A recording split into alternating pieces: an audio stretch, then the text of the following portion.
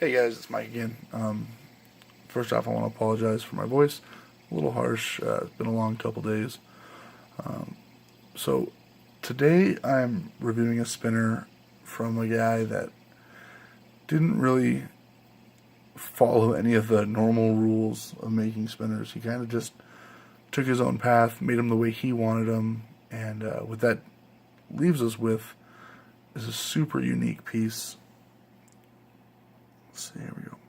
So this is a spinner from a company called EngineeringScience, and the maker, Jesse, really went out of his way to make a unique spinner.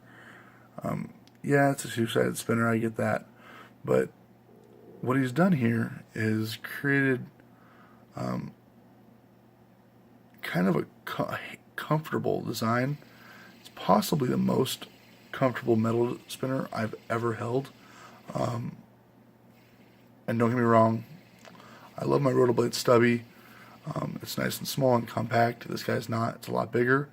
But it just kind of, it removes any learning curve you'd have to get used to using this spinner. It does have accentuated buttons, which allows you to table spin it, which is always a nice feature. I think it's kind of a must nowadays. Everything has to be able to be table spun. This exact spinner is going to be titanium with tungsten weights. And I haven't seen anything else use tungsten yet, so I love it when there's something different. I'm a big fan of tungsten. My wedding band is tungsten. With the titanium portion of this, you can see one side is anodized to a green, and the other side to this really pretty dark blue. His buttons are kind of a gold to a purplish in here, and each ridge has its own layer. The other side is a gold to like a lighter purple, maybe almost a blue, which is interesting. His buttons are magnetically held together. He uses a R188 bearing. The sides, you can see how thin the profile of the spinner is. Let me grab something. There we go. Let me grab something to compare it to. Here is another all-metal spinner, and you can see just the width difference. I like stuff like this. I like heavy spinners, but there's something to be said about these really thin. It's just comfortable in your hand. There's zero learning curve. It's easy to spin. It's a little bit noisy, and we've kind of come to expect that from R188 spinners, which is fine. It's not loud or obnoxious by any means. So the tungsten weights he's putting here, I know he also offers stainless steel weights. This design with the tungsten was about $120 US, and just under $100 with the stainless weights. So paid a little bit more for the tungsten, but it does give a real pretty finish. Now, speaking of finish, this isn't going to be, it's not going to have the fit and finish that a lot of the big name spinner guys pieces are going to have. You're going to see there's some machining marks here. It's just how it is. You're going to see some crimp points. Let's see if I can get that to focus. Right here, and here, and here, to hold his weights and bearing in. Now, if I had to find a negative on this spinner, I guess that would be it. I always try to find a negative, you guys know that.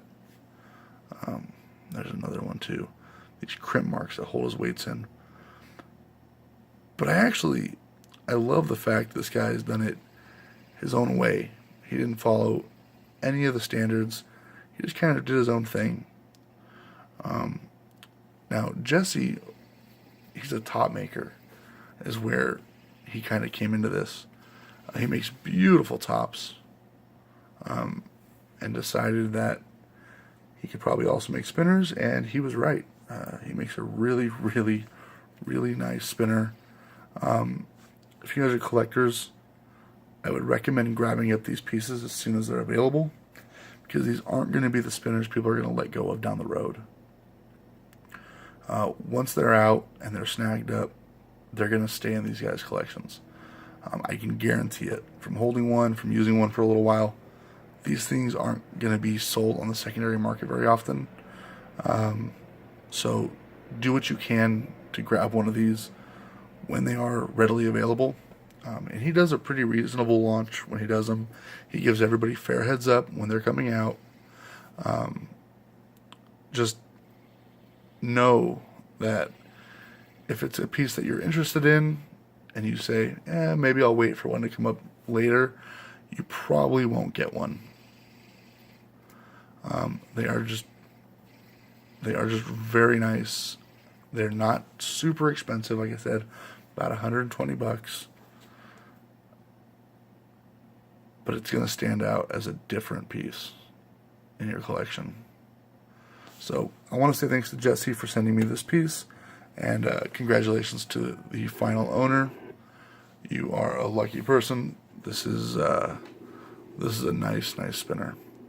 So thanks, guys. Do me a favor, if you liked this review, comment below what else you'd like to see.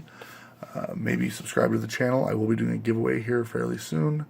We're getting closer to that 100 subscribers.